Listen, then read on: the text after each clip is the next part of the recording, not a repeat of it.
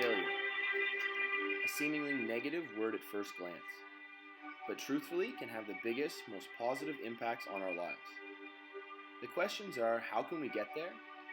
How can we use it to grow, instead of letting it deter us from who we can be?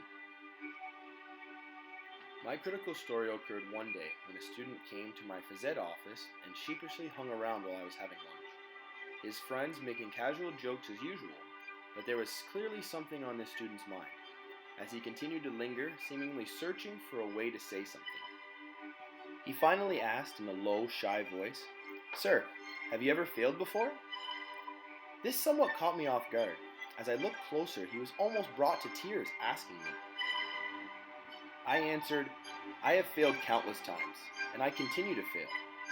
But it is what makes me better, as I always try to learn from it and find something positive out of the experience." However, with his head still down, I wasn't going to leave this interaction just yet. I asked him to move down the hall a little ways so we could talk more. He shared his story of trying out for a competitive soccer team and unfortunately not making it. And now, he feels like quitting. We talked for maybe 5 to 10 minutes, going through his goals and what he dreams of doing with soccer. We established that this setback does not mean he has to quit, but he can work on the skills he needs to improve, as he loves to play the game.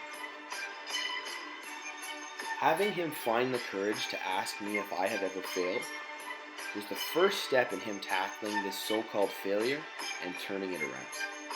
Although I have had many teaching experiences over my practicum, this one resonated with me, as I felt like a very disappointing experience for this young man had changed to a reflective, burning fire to get better, and made me invigorated with what I wanted to do as a teacher.